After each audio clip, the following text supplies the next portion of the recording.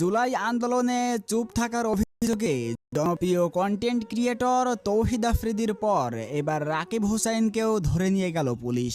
রাকিব হোসাইনকে কি মামলায় ধরলো, কবে এবং কোথা থেকে ধরলো, আর ছাড়া কবে বা কখন পাবে, এই সব কিছু সহ আরও অনেক জানা অজানা তথ্য জানতে পারবেন আজকের এই ভিডিওতে। কিন্তু তার আগে আপনি যদি রাকিব হোসাইনের সত্যিকারের একজন ফ্যান হয়ে থাকেন তাহলে ভিডিওটিতে একটা লাইক এবং চ্যানেলটি সাবস্ক্রাইব করে শেষ পর্যন্ত দেখতে থাকুন। বন্ধুরা, রাকিব হোসাইন বর্তমান সময়ের জনপ্রিয় একজন ব্লগার এবং বাংলাদেশের নাম্বার 1 ইউটিউবার। তিনি এতটাই জনপ্রিয় যে বাংলাদেশের অন্যান্য কন্টেন্ট ক্রিয়েটররা তাকে দেখে হিংসা করে এবং বিভিন্নভাবে তার ক্ষতি করার চেষ্টা করে। এমনই কিছু কন্টেন্ট ক্রিয়েটর রাকিবের জীবনে আনলো অন্ধকার সময়। ঢাকায় হঠাৎ করে রাকিব হোসাইনকে গ্রেফতার করলো পুলিশ।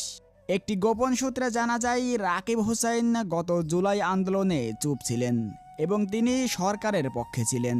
এজন্যই মূলত কিছু অসাধু লোক রাকিব হোসাইনকে ধরিয়ে দেওয়ার বিভিন্ন চেষ্টা করছে।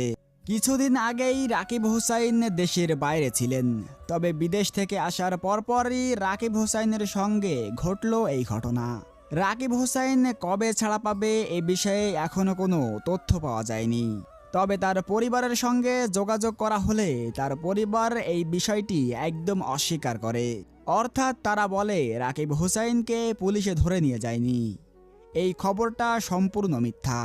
বন্ধুরা, আপনার কি মনে হয় রাকিব হোসাইনকে কি সত্যি পুলিশে ধরে নিয়ে গেছে, নাকি কন্টেন্ট ক্রিয়েটররা এসব ভুয়া নিউজ প্রচার করছে?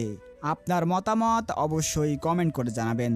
আর রাকিব হোসাইন সম্পর্কিত তথ্য পাওয়ার জন্য আমাদের এই চ্যানেলটি এখনই সাবস্ক্রাইব করুন। ধন্যবাদ।